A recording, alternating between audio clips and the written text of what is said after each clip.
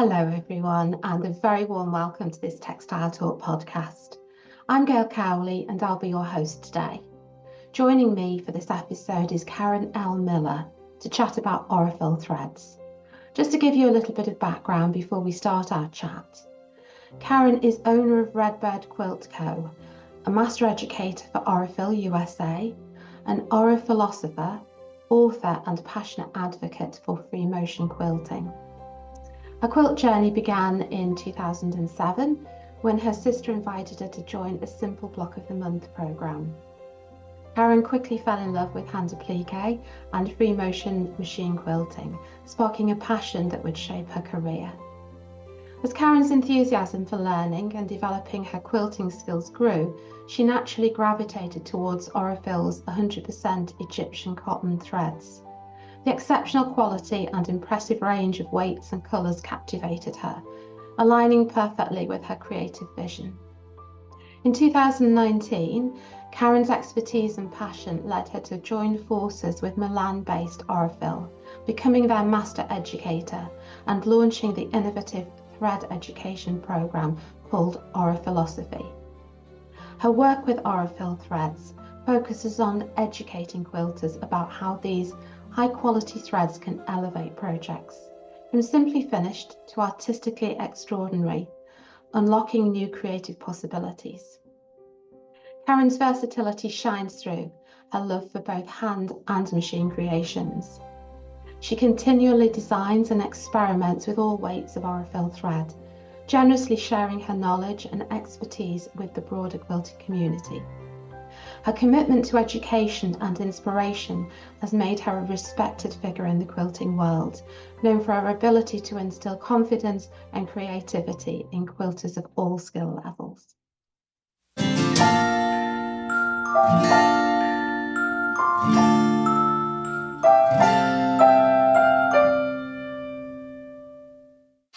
Hello, Karen, and thank you so much for agreeing to do this podcast today with me. It's an absolute pleasure to have you here. Thank you so much for having me on today, Dr. Gail. I'm very excited to speak with you, and you have such a beautiful organization that you run, and we're just really excited to share what we can with you. That's so kind of you. Thank you, Karen. If I could start off by asking you to tell me a little bit more about yourself, just sort of your background and in fact, how you came to become an ambassador for Aurifil. Oh, I'd love to. It's a fun story. I'll try not to make it too long. But I started quilting quite happenstance in 2007. I've always been a crafter, knitter, crocheter. I did some cross stitch and embroidery and those types of things when I was younger. But when I went to university, I studied business technology, analytics, computer science, and I was quite deep into that field for my entire career. But in 2007, my sister asked me, maybe you should start quilting. We had purchased a small cottage where we go on vacation, and also said you'll need some quilts on the beds there. So yeah, which is lovely, right? Great idea. She had been quilting and actually teaching me a lot of different things over the years. So I took a very simple block of the month program at a local quilt shop. And yeah, I learned how to piece and how to put blocks together and how to press and all those things. And I quickly realized after I got home from my long days of being a business analyst and a programmer, that maybe piecing wasn't my thing. So it was like I felt it was a little tedious at the time. So I just needed something to kind of where I didn't need to use my brain so much after using it all day. So I quickly moved into applique and learned to needle turn applique from a local instructor, and then free motion quilting on a home machine. And I loved both of those things. I also learned wool applique and through some education in the local shops. And I just fell in love with those things that seemed to be a little bit more creative or kind of free flowing, not a lot of strict rules. So, but the free motion quilting part, actually all the components led me to using the Aurifil thread. And one thing led to another, and I found myself using all the different weights of thread for a variety of kind of embellishments and different ways to make the things I was quilting look different and kind of stand out. And yeah, that kind of led me to the Aurifil world, which is quite extensive, as you know. Yeah, after a few years I decided to teach on my own. So I started teaching the things that I had learned. And one of the things that the guild programs here in America were always interested in were learning about thread. So, with my background in the work I had done with Aurifil, I started putting together a small program for that to teach others about what I knew. I just wanted to share my passion, and it one thing led to another, and I ended up working closely with the Aurifil team a few times. And back in 2018, 2019, we decided to throw together an extensive thread education program coined Aura Philosophy. So I began working with Aurifil hand in hand then, and it's been quite a joyous ride. I love my role with Aurifil, and I've it's allowed me to reach out to the folks in Italy, the folks in Chicago, all of the designers across the globe that are also in love with the way Aurifil enhances their projects. So it's given me, as a business analyst in my role of diving deep into things and understanding things, it's just been perfect that way, only instead of a computer program, it's thread. So I really, really love that role. It's a great role to have. So that's just a little bit of my background. Wonderful, thank you. It's strange, isn't it, that often when as quilters, when we're thinking about the next project, we think about the fabric we'll use, probably even the batting or the wadding that we'll use, but we don't give a lot of thought to the thread. Very true. And it's quite amazing to be with a group of quilters. Some are embroiderers and other crafts, but if you ask them, to kind of raise their hand if they understand, but thread, there's not many that do understand all the ins and outs. So it makes it a fun time to share all the details and all the inspiration. And yeah, it's really exciting to share that with everyone. And people begin to look at it differently after they've been through the Aura Philosophy program or just had time with one of our designers or educators that know the different weights and how it's produced. And it's really fun. Yes, no, I'm sure, because very often it's, as I say, it's a bit of an afterthought, really. hmm And certainly, I don't know how it is in the States, but over here in the UK, I think it's people tend to grab whatever's in the quilt shop when they buy their fabric, and that might be something that's quite cheap, quite hard to work with, hmm which hmm isn't great, and can often, in fact, prove extremely frustrating, because if your thread's constantly breaking or it's causing you problems with your machine, that's enough to put you off the whole project, really, isn't it? Exactly. That's exactly right. And because they don't, we don't think about it, especially if we haven't had any history or knowledge about thread. So it is important to kind of share that with everyone. I know a lot of individuals also that use what their mother used or their grandmother or their great Mm, grandmother.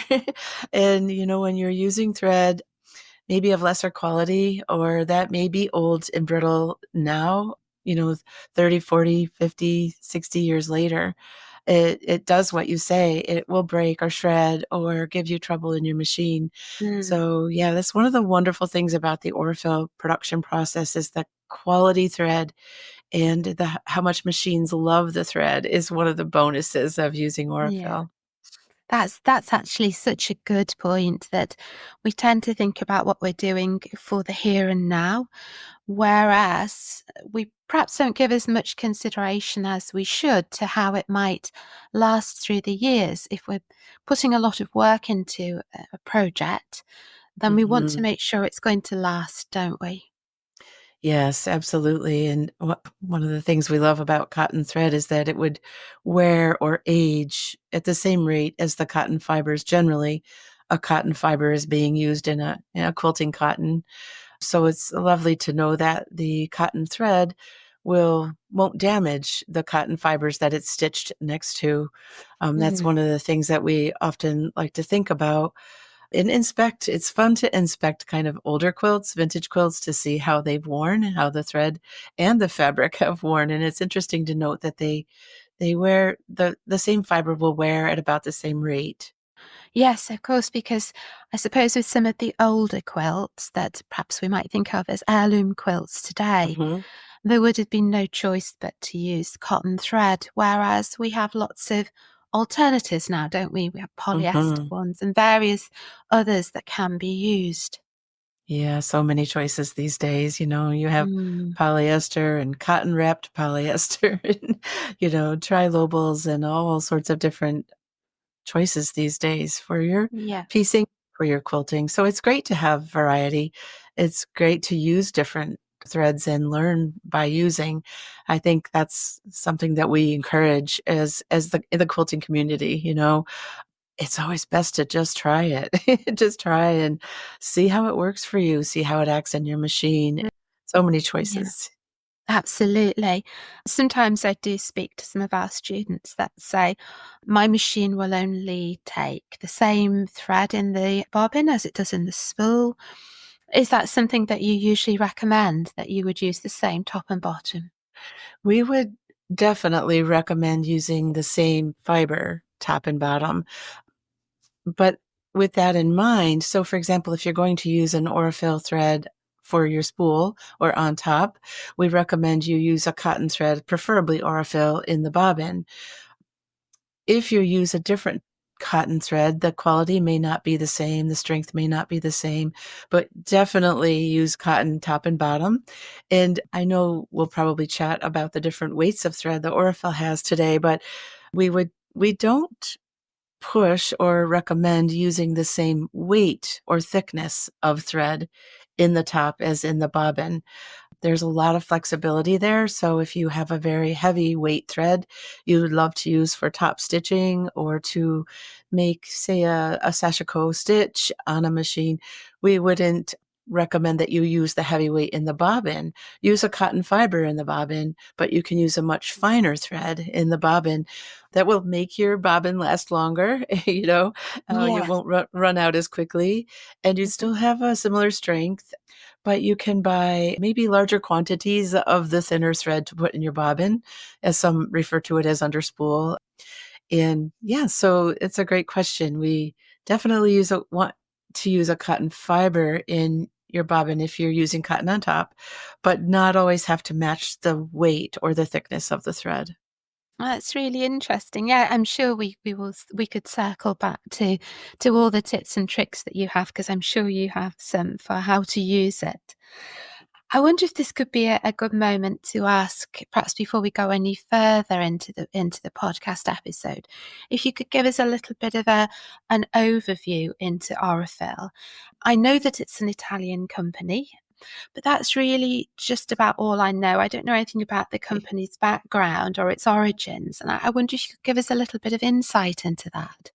Oh, I'd love to. It's really quite exciting to learn about the history of Aurifil because many people, especially in America, don't realize the age of Aurifil, how long the company's been around for, or its origin. So I'll start by saying that it everything kind of began in 1957 in Italy, where the founder, Angelo Gregati, opened a company called Studio Origa in Milan. And Studio Origa specialized in multi-head embroidery designs for Italian high fashion and fine linens. So the multi-head embroidery machines use those very, very large cones, right? Very large, much larger than a quilting company would use. And Studio Origa was purchasing their thread they were purchasing a finished product from another provider.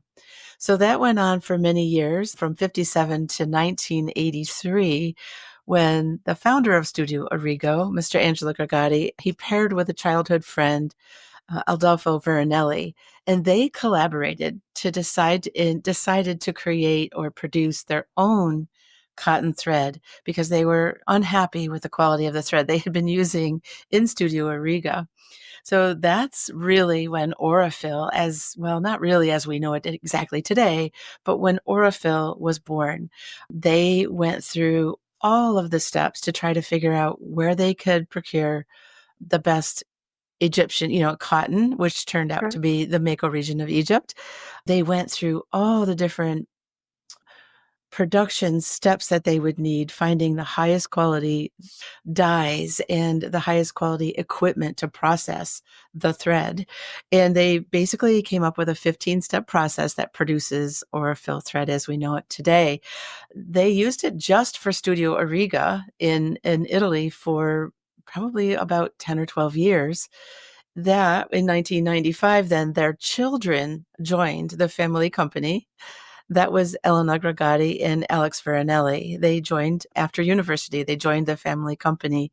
And Elena was the one to discover the quilting world. So before that, the threads were only being used for multi-head embroidery machines in industry. So Elena fell in love with the quilting world and came back and approached her father about, having Aurifil thread be repackaged for the quilting industry. So they decided to move forward with that. Yeah, it's very exciting because it took 5 years to learn more about the industry, the quilting industry, and to look at the different weights that Aurifil had available, how they should be packaged, how many meters and grams would be put on a spool or multiple different spools. And in the year 2000, then Aurifil was introduced in France at the European Quilt Show. So it became a hit right out of the bat. So it was always a hit with quilters. They fell in love with the strength, the sheen, the color choices, the weight choices, and it's just grown since then. As you can imagine, the thread had to be imported to the United States. So Aurifil made the decision early in 2007 to open a headquarters in Chicago. So there's an American headquarters here in Chicago where actually all the local, the American distribution system is here out of Chicago then. How interesting, how fascinating. So at that stage when Aurifil was first introduced in 2000, were the different weights then, or was it just one weight and the other weights have come along since? I'm not sure exactly the progression, but back when Studio Origa started creating the Aurifil thread in 1983, they came out with their 40 weight, which is on the green spool, and the 28 weight, which is slightly heavier, on the gray spool. And those were both 2-ply threads. So that's the first two thread weights that they began with in 83. And then between 83 and 2000, more weights were introduced, some for Studio Origa. And then as they did the investigative work for the quilting world, they decided to create even more for the quilting world. And then since 2007, they've introduced 2 more weights to the collection. So it's kind of, learn as you go, right? See what the consumer demands.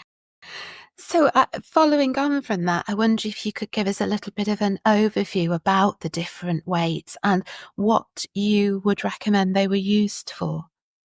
Oh, there's so much information to talk about there, but I'll try to summarize for those, especially those that aren't familiar with using different weights of thread. Let me just precede that by saying that one of the things that sets Aurifil aside from other cotton threads on the market is that Aurifil decided to produce a 2-ply thread. That's 2 strands twisted together. So kind of like when we're looking at our yarn availability, and you may buy a 3-ply yarn or a 4-ply yarn, and you know how you can see the different twists in there, and you can actually, the strands sometimes get divided. Aurifil decided to focus on making 2-ply threads, which was different than what a lot of the manufacturers were doing. They were doing 3-ply threads. So one thing I just want to say is that most of the Aurifil threads are 2-ply. And it's important to understand that the weight of the thread, and we'll go over them real quickly, the weight of the thread is measured at the single strand or the single ply.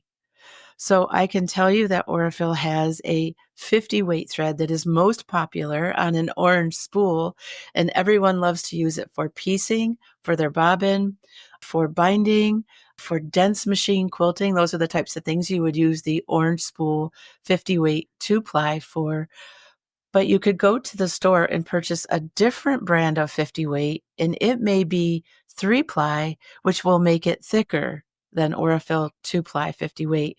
So it's just kind of good to float that out there, because years ago when I was learning applique, I was buying 50 weight threads, and they were different thicknesses, and I had no idea why. Why is the I Aurifil thread see. thinner than the Yeah, other 50 weight thread that I just purchased at the same store? And it's because of the number of plies. So it's always important to remember when you're purchasing threads to purchase for weight and ply. Those two things combined help you understand how thick the thread is going to be. So that's a great tip. Thank you. you're welcome. It is sometimes confusing. So I'll first talk about, I'd love to share with you that there are 6 different weights of 2-ply thread that Aurifil makes today. And when you're talking about weight of thread, it's important to remember the lower the number, the thicker the thread. So if you have a low weight, like last year in 2024, Aurifil introduced an 8 weight thread, and that's the thickest thread that they produce now. Before that, their thickest thread was a 12 weight thread, but now they have one slightly thicker. And people would compare the 8 and the 12 weight thread to different weights of pearl cotton, for example. Mhm. One slight difference, of course, is that the Aurifil threads are going to come on a spool, not in a bowl, not in a bowl. So you can put the threads on your machine, or you could use them for hand work, which is really fun. So the threads range from 8 weight, which is the thickest weight of thread, all the way up to a very fine weight thread, which is 80 weight thread. Gosh, Yeah, that's really fine. So that's you can very fine. it is very fine. If you've used silk before, silk is probably between 90 and 100 weight, very, very fine. So the 80 weight is really comparable to using silk. Although with a cotton fiber, because of the actual feel of it, it's not nearly as smooth as a silk would be, right? With Mm. silk, you rarely feel any texture to it, and you don't really feel the fiber. It just feels like silk, right? It's very, very fine. But with Aurifil, you can feel a little bit of the thread. So in between 8 and 80 weight, there's the 12 weight, which I mentioned earlier, and that has been used for wool applique stitching down by hand or machine. You can use it for tatting.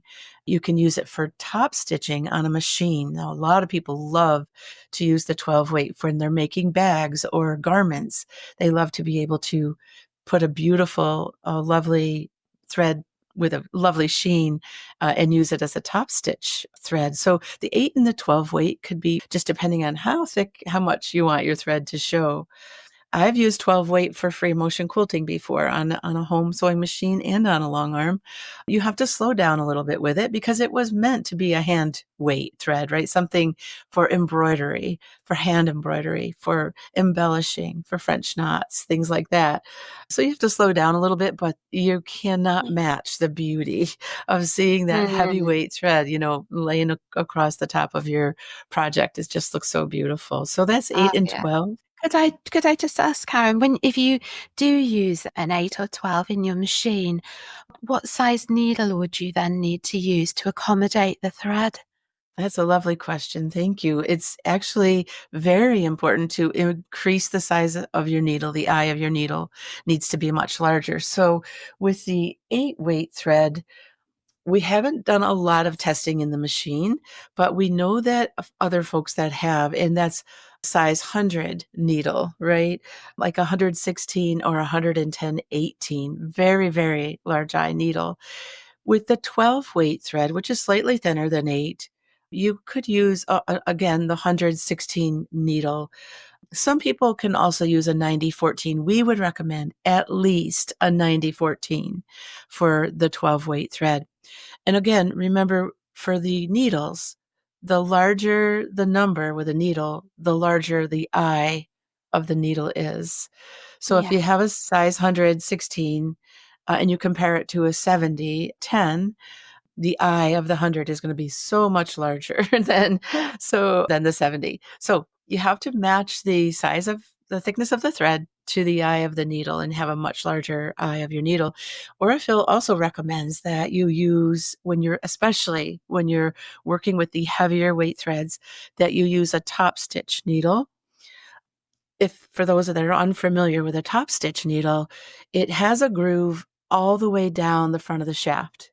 So the groove that goes from way high in the shaft all the way down to the eye of the needle allows the thread to hide in the groove, as especially when you're machine stitching, it's going through 2 layers of fabric, sometimes fusible, sometimes batting, sometimes applique, more layers of fabric. So it's a great choice to use a top stitch needle that has that groove all the way down the front.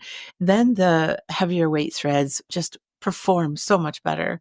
And I would say that would be true all the way up to the 28 weight, which is still getting thinner, but it would be true even for the 28 weight thread, because it kind of protects your thread a bit as it's going through all the layers that you're stitching through. Mm-hmm. Yes, Yeah. I did know there was a groove, but I hadn't really realized what it was for. So that I've learned something today. Oh, yeah, and it makes such a big difference, Mm. such a big difference when you're stitching with the thread.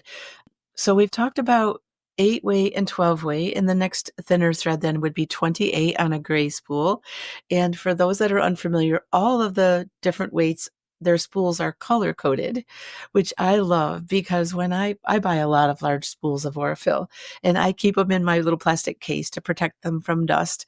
And all I have to do is flip the back to the back side of the case and look at the color of the spool for me to know what weight I'm looking at, right? So, for example, the 8 weight only comes on a small wooden spool, and that wooden spool is white. It's a white color.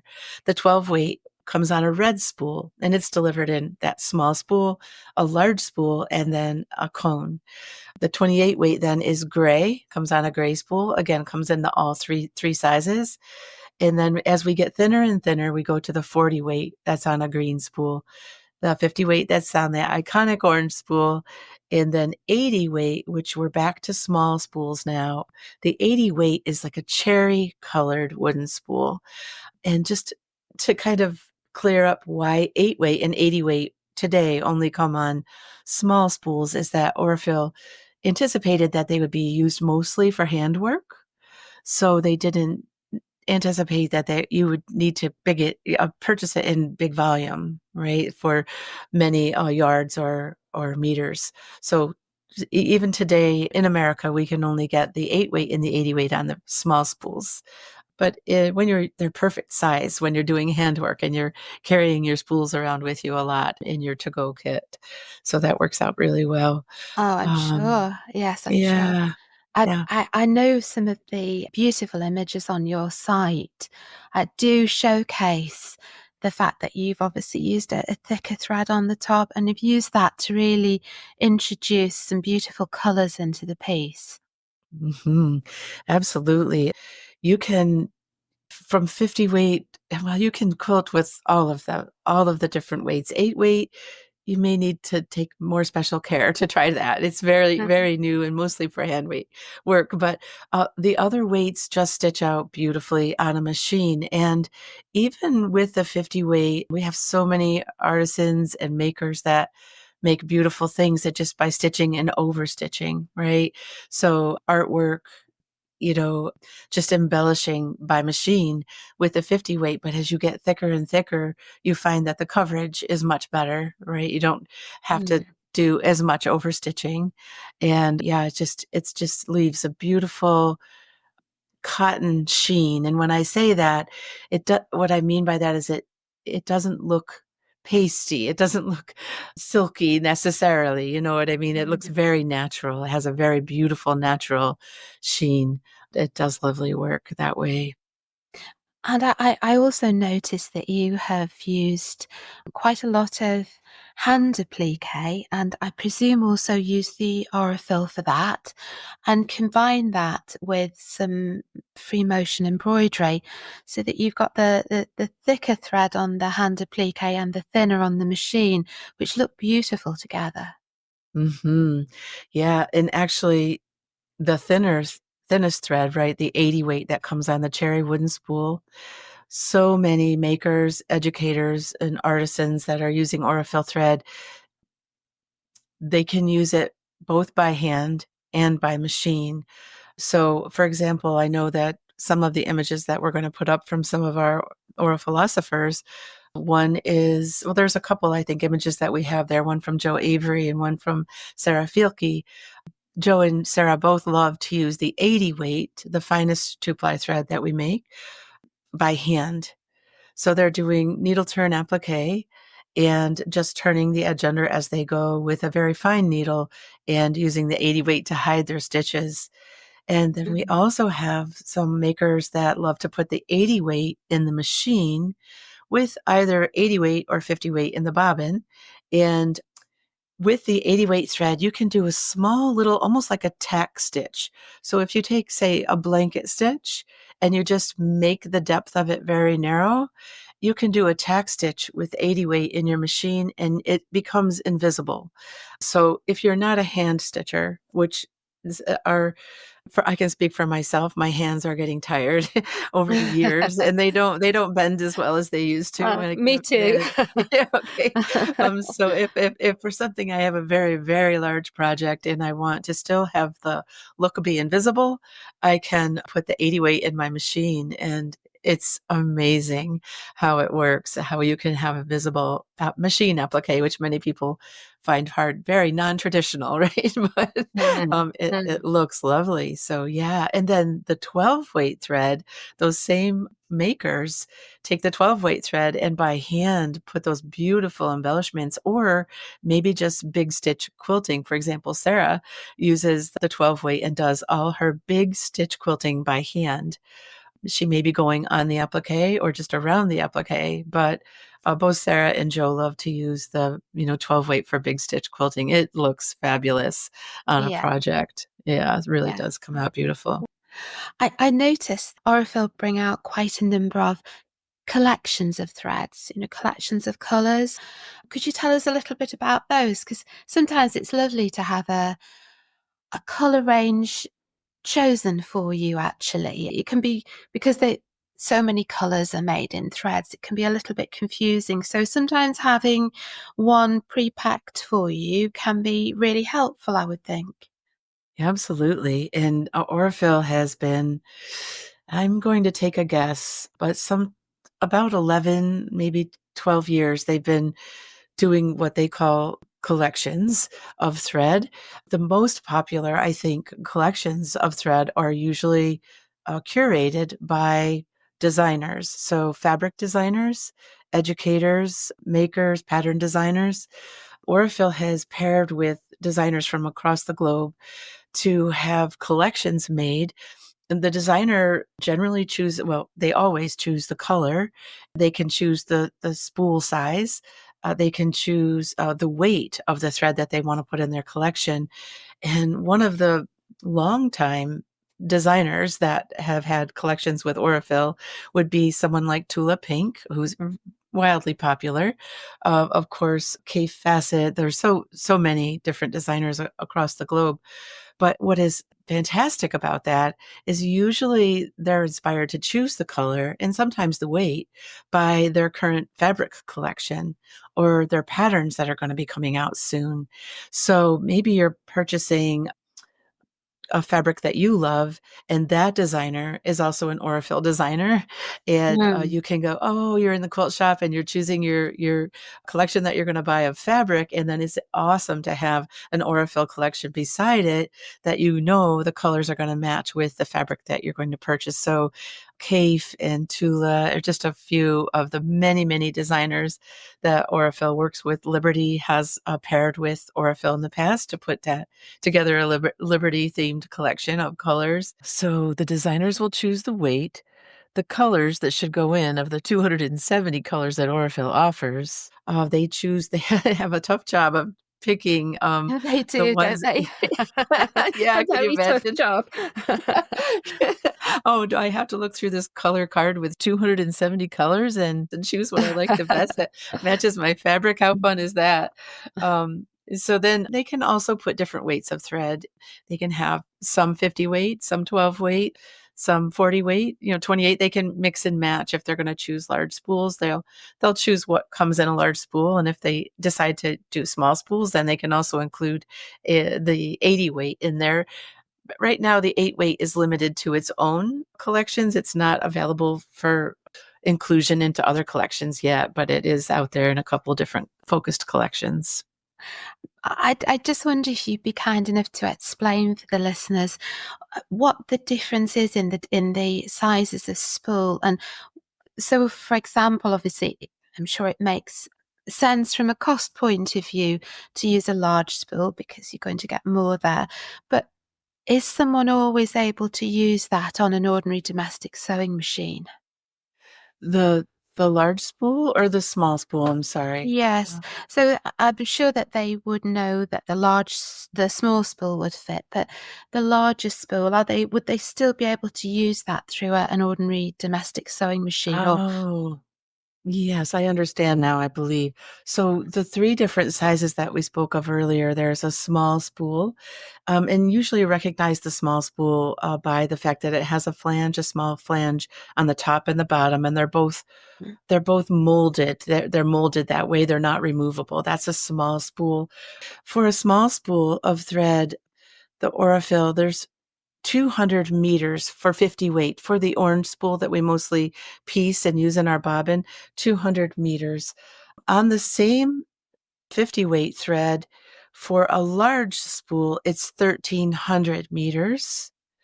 And then Aurifil also makes a cone, which I think is what you're referring to, whether or that's not what yes, that's what it yeah. was. Thank you so much Yeah, for no, coming up with the that's actual name. yeah. No, it's okay. So yeah, they also, most of their threads are available on cones, which you know what, that number is escaping me, but I'm going to say it's about 6,400 meters. I hope I'm not leading anyone too far astray. But of course, the cone, like you mentioned earlier, there's an advantage to purchasing a cone because it's more cost effective, right? To purchase Yeah. the larger amount of thread. And when you're using Aurifil or any what we call cross wound thread, when you look at the thread, if you look at any size, small, large, or cone, you can actually see like an X shape on the way the thread is wound on Yeah. the spool. So whenever you're using a cross wound spool, you always want to make sure that your thread is being drawn off of the spool over the top, straight up if you're mounted vertically. If you're mounted on your machine horizontally, the thread wants to go off the side then, again, straight over the top of the spool. If the top is facing to the left, it wants to get pulled to the left. If that makes sense, the way I explained it, always over the top of the spool, never from the side of the spool. Am I right in saying that you can get some sort of stand that you can Mm-hmm. use at the side of an ordinary sewing machine to Yeah. enable you to use the large cones? Absolutely. Yeah, absolutely. So all 3 sizes can get mounted vertically on what we call an external spool holder.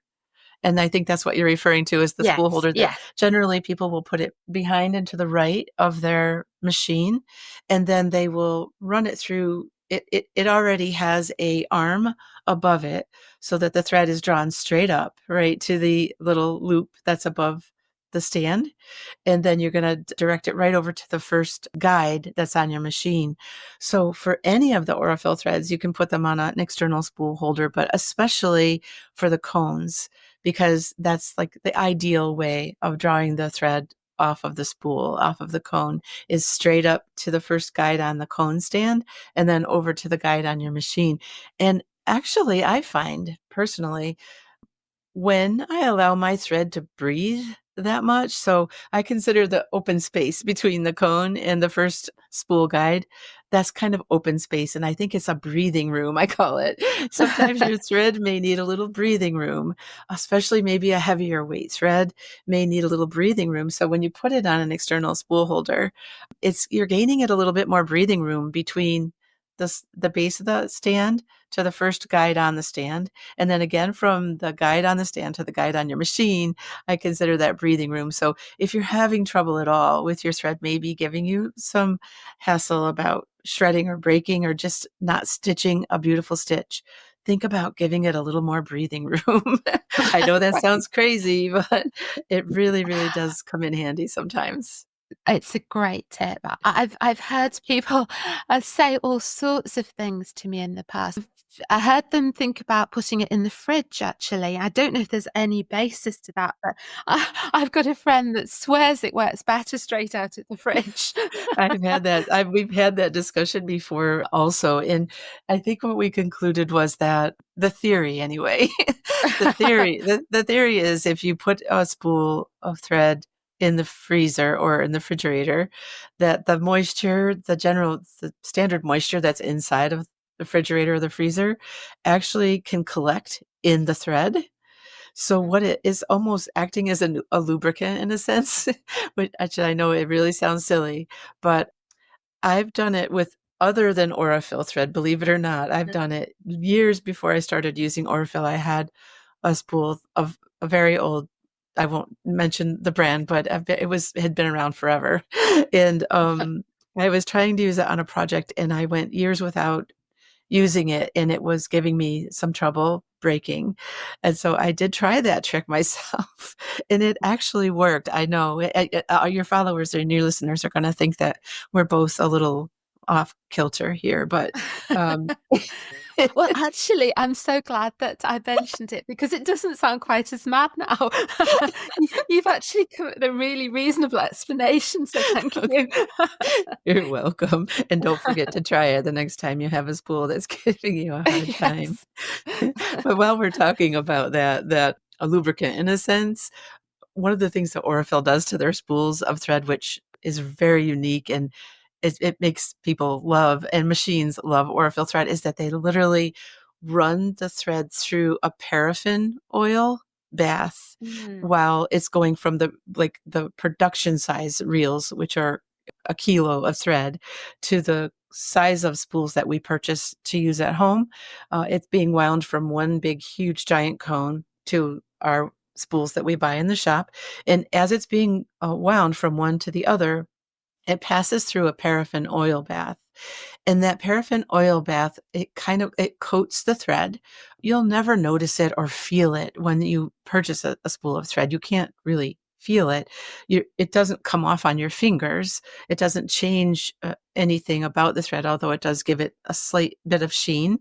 But when you notice it is when you mount that thread on your machine and you begin to use Aurifil thread after you've used other brands that don't have that adder to it. It just glides through your machine with ease. Mm. It's so lovely. So that you hopefully don't have to throw it in the freezer or do anything like that with it later because it's already got that beautiful paraffin oil bath. It cuts back on lint and it gives it such a beautiful sheen. Yeah. And like most machines, we all have those temperamental machines that aren't happy. They have to Oh, have a yeah. certain thing, right? Or else they're not happy. It does happen, but the paraffin oil bath is a great bonus of Aurifil thread. I know when we're doing a metallic embroidery, so we're attaching gold threads or something like that by hand, we often run that thread through a cone of beeswax before we start to sew with it, and I suppose it's a very similar effect. Yeah, it would be very similar. It's almost like you're just coating the thread. And is that for like gold work when you use Yes, the? Oh, yes, that's and such it a lovely technique. yeah, it is, isn't it? And it's Mhm. usually for the people that don't know, you have two different threads. One is the one that you actually attach the gold with, and it's that's passed through the beeswax, not the actual gold. It's almost wire, really, in many cases. So it's not that Oh, goes through. It's the attaching thread, the one that's used to actually couch down okay. the showier, larger threads that's passed through. And traditionally, it was always silk. It was always a silk thread, Mhm. which does seem to work well. Again, I was told that it doesn't rub against the actual wire, the gold wire, and cause it to shear or fray. So again, I'm not sure if that's 100% true, but that's certainly what I was told. But it just struck me that it was a similar process, that coating, so you don't get this sort of fluffing and rubbing going on. Right. And it would maybe be slightly different than wax in that wax Mm. is thicker, almost a thicker coating, right? Yeah. A hard beeswax, but it does act in similar manner where it just it allows the thread to glide through your hand needle or through your machine needle. Most people just really, we love that aspect. The Aurifil is also known for the least amount of lint of all the cotton threads as well. So that paraffin oil bath helps tremendously with that. Yes, I'm sure. And I think for anyone that's ever tried to thread their machine needle with a piece of cotton thread that has all sorts of those little fluffy bits on it, it makes it incredibly difficult to thread, doesn't it? It does. It does. And there's several processes in the Aurifil production process that kind of limit the amount of lint. And one of the fun ones that we care about as makers to reduce lint is something called singeing. It's one of the steps in the 15-step production process. And so Aurifil has, of course, banks of machines that are singeing machines, and the thread is on what they call a reel. It's a 1 kilogram, quite huge cone, and it's going from reel to reel, so cone to cone. There's a cone at the bottom, and it's getting wound to the cone at the top, or vice versa. But what it does in the singeing machine is a line of the thread gets passed by a naked flame.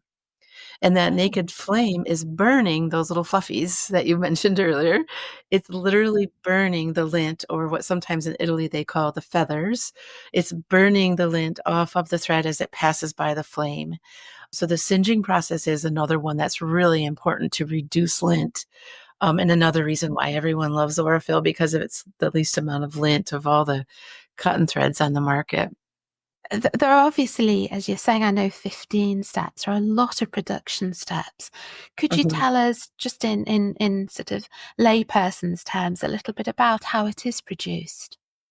Yeah, absolutely. The cotton is procured from the Mako region of Egypt, um, along the River Nile. And I love the way Alex Veronelli would describe it, is that the Mako region of Egypt has the perfect growing conditions for the best cotton fibers. So the right amount of nutrients in the soil, the right amount of sunlight, rain, temperatures, and those types of things are perfect.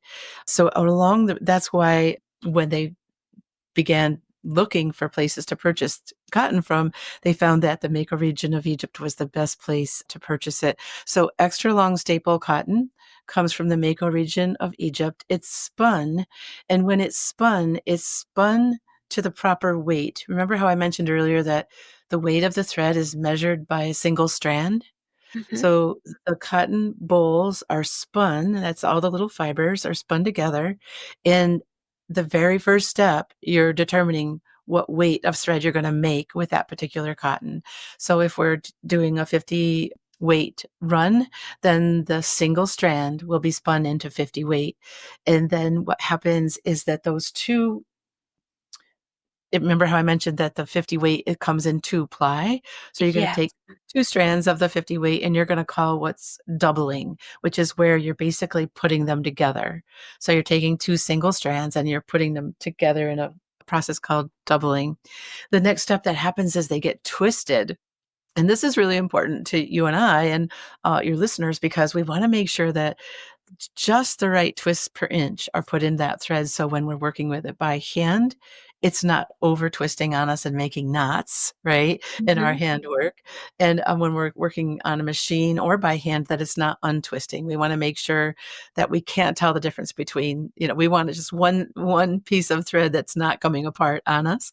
So the Yeah. twisting process is very important. The next process that it goes through is called thermo fastening. And this is like a huge steam bath that the thread gets put in. And that thermo fastening adds to what they call fixing those two strands. It fixes those strands together. Now you started with one strand, you added another, you twisted it, and now you're thermofastening it so that that twist stays in place. So another step that's really important. That the next step up is called that singeing step, where I mentioned they pass it by a naked flame to burn out all the fibers. And after that, it goes to a reeling, what they call reeling, which really is just taking that 1 kilo cone of thread and putting it onto a skein. And actually, 1 kilo of thread will make 2 skeins, 2 half-kilo skeins. So as you can imagine, when you're going to dye the thread and dry the thread, you don't want it to be compact on a cone. You want all the thread fibers to be out and available to accept the dye. So we take them off of the giant cones, or the reels, we call them, and spin them onto 2 skeins of thread. And the skeins are roughly about, I say, 23, 24 inches long. So much longer than a skein of anything else that we work with today. Those skeins then go through a process called mercerization. And the mercerization process is basically the skeins being hung on an arm that get put in a enclosed wardrobe. And inside the wardrobe is they get sprayed with a caustic soda bath. The soda bath basically adds more strength to the fibers. It gives the fibers strength. It changes the organic composition of the cotton and actually opens the organic composition up so that it can accept the dye, which is going to happen in the next step. But it also strengthens the fibers, and it reduces the lint, because the fibers are then wet and washed, and they're kind of tugged on a little bit too while they're in the wardrobe, if that makes sense. The wardrobe arms are like pulling it apart and letting it go back together again. So again, making sure that the process is affecting every single piece of fiber that is in the wardrobe. That's mercerization. There's then the dyeing process, which again happens in a wardrobe, hanging on arms. And the dyeing process is amazing.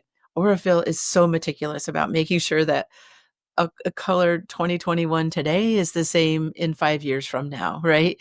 There's Mhm. the lab makes sure that through visual checks and through some automated checks that the colors are going to be the same, regardless of how old the cotton is, or how, what month it came through from Egypt, or any of those types of things, right? They want to make sure the recipe is perfect to have the dyeing be perfect. And they also reduce the amount of thread that they put in the wardrobe. They never overstuff it. They kind of keep it at a very fair amount so that the dyeing is the highest quality process that you can get. As you can imagine, then once it's dyed and the colors have fastened, and the dyeing process can be range from, depending on the color, from a couple of hours up to 8 hours of being inside the dyeing wardrobe. So, Right. yeah, the darker colors take a Yeah. lot longer to saturate than the Mm. lighter colors. So Yes, of several hours. course. Yes, that makes perfect, because you'd be obviously taking the cotton from its original color, which I presume would be a sort of creamy color, Mhm, through mhm. to a much darker shade, wouldn't you? Yeah, yeah, so many, many hours in the wardrobe, and actually sometimes people will mention, the darker color threads may act differently or feel differently, and that could be true. If you think about how long it takes to dye the fiber, that it actually maybe has more dye on it, right? So I don't think, sometimes people will say it just acts different. The black stitches differently, or the dark magenta stitches differently, and it could actually be true. It just has a little bit more dye, a little bit more time in the wardrobe. So something to Mm. think about. Of course, then when it's done dyeing, it stays on the arms, and it gets hooked onto these large hooks that basically there's, you know how when you maybe dry cleaners in the UK, do you have dry cleaner where you can Yeah. take your Yes. clothes in? Okay. So a lot of the cloth that's been dry cleaned is moving through the dry cleaner on this kind of a conveyor belt, right? But they're hanging on a hooked conveyor belt. That's how the thread is dried on the skeins. It gets put on a conveyor hook, and it goes somewhat of maybe 12 hours or more in a not not very hot, kind of a moderate low temperature drying process, again, to add to the quality of the thread. So they hang one next to another and they go through this huge conveyor process in a warm space to get dried. So it's not just like it's not a machine itself. It's actually a space that's heated to a very low temperature, but warm, so that the thread doesn't get dried too fast or too slow. So it's just right there also. So the drying process. And then when it's done drying, again, it's in the skein format, it's going to get put back into a cone, the giant cone, 1 kilo. So envision this real quickly, because this is something that comes up a lot in the industry, in the quilting community. People will say, I found a knot in my Aurifil thread. There may have been a problem with the production process. But Mm. what I mentioned earlier, when the giant cone that's 1 kilo gets converted to 2 skeins, now those 2 skeins, after the drying process, have to be tied back together to go back on the cone to finish the rest of the process. So there's a fisherman's knot that attaches those 2 skeins back together again with maybe like a 1/16 of a tail, this tiny little tail hanging off of that fisherman's knot. Mhm. And so they go from the 2 skeins back to the giant cone. And then after that, of course, they're unwound again when they go onto the spools that we can purchase in the store. So they go from the huge giant cone, 1 kilo, down to the cones that we purchase, or the large spools or the small spools, but not before going through that paraffin oil bath. Um, Yes. yeah, and then there's flange put on. The large spools have a flange that's actually stamped onto them. And I'm going to come back to that in a minute if you don't mind. I'll just finish the 15 steps. They also get labeled at that time after the flange. They're wrapped in a shrink wrap type to protect them, and then they're boxed for distribution to the dealers and the shops that purchase Yeah. them. But if I can jump back then to the flange that's put on a large spool, the large spools of Aurifil only have a flange on the bottom, and that flange is removable. And a lot of people don't realize that the flange is removable. So if you just grip the top with a few fingers, hold tight, and then twist the bottom flange, it will literally twist off the bottom of the spool. And that's where you're always going to find the beginning of your Aurifil thread on the Oh, large right. spools. So Oh, it's what a all great tip. yeah, yeah. It's always tucked under there. It's wound around the bottom. That's a pretty standard way that the large spools are finished. They're always wound around the bottom of the spool, and the flange pops off, and you unwind it from there, and then put the flange back on. I just remember not to put it on too tight. I find that sometimes if we put it on too tight to the bottom of the thread, that it may cause the thread to give you a hard time when it's trying to unwind from the bottom. So you may get an intermittent break or a shred that you don't understand. And it could just be because the bottom flange got stamped on there too tightly. So think about Yeah. that when you're putting the flange back in place. And I noticed as well that Aurifil do variegated threads. I Yes. wonder if you could just tell us a little bit about how those are used. Oh, there's such beautiful threads. There's actually two different types of variegated threads that Aurifil makes. There's 36 colors in all of variegated. Some of them are like an ombre, where for example, if the skein is hanging in the wardrobe, you shoot the dye at the top and then let it bleed down to a lighter color. Does that make sense? Yeah, Those are, absolutely. yeah, like the ombre colors so they are all one color with a different shade of that color progressing through the thread. There's many ombres, and then there's also we call multicolor, where you may have an orange next to a blue, next to a brown, next to a cream. And you can't imagine how that would happen in a wardrobe, in a dyeing wardrobe. So the multicolor variegateds are literally stamped, they're printed on the thread. The thread, Oh, yeah, is laying flat, and the machine is printing the color. It's actually Yeah. stamping the thread with the color. So 36 different colors of variegated. Some are the ombres and some are the multicolor. And we're often asked if there's a repeat, can I expect a repeat every 12 inches or every, few meters or whatever? But no, there's no standard repeat. But what variegateds are used for, and I think you may in the past have talked to many fiber artists that they love to use the variegateds for their fiber art. Say they're doing some collage quilting, they're taking a piece of fabric and they're blending it into an overall image that's going to make a fish or a dog or a cat in the end. So they love to use the variegated threads from dark to light to kind of blend the fabric in with the piece of fabric that they put next to it. So they're probably generally doing that by machine, but fiber artists love the variegateds because of that change in color. So they may skip to different portions of their blending based on what's coming through the needle at the time, right? The other thing that folks love to use Aurifil for is quilting your 3 layers together. And the variegated thread works wonderful for that too. If you're making, say, a flower quilting design, you can see that the variegated thread changes throughout the flower area, right? And it just looks lovely. And the variegated also works lovely for prints that are very busy. You can kind of use the variegated thread on the print. So maybe you choose one that matches the colors that you have in your print. And then the colors just kind of change over time as you're stitching with them. So I would say most popular, probably fiber art for the variegateds, where you're blending your colors on your background. Maybe you're making a drawing or a picture, or maybe you're just collaging a bunch of fabrics together. And then also for free motion or any sort of machine quilting, long arm or home machine quilting, where you're kind of stitching out a particular design. And it's lovely, isn't it, that you can get that lovely colour gradation without constantly having to change your thread to achieve it. Absolutely. It looks Mm. beautiful. So, Karen, what's next for Aurifil? Do they have other things you could give us a little insight into? Have they got anything planned for the future? Oh, there's always something new and exciting going on anymore. Whether I can talk about it or not is a different story, but a couple of things coming up this year, of course, late in the fall, Orfil always announces their next set of collections that are going to come out for the following year.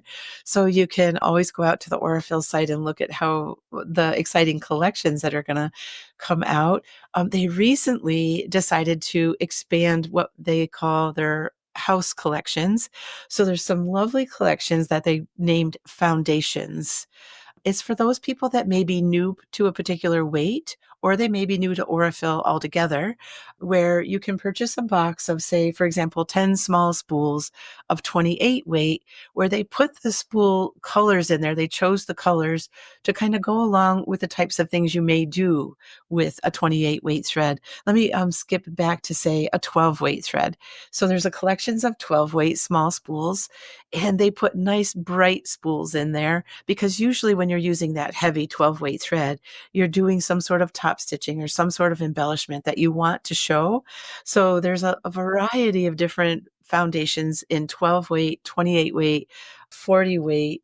And am I missing anything? 12, 28, 40, the foundations collections. They're lovely. You can see them out on the Aurifil website.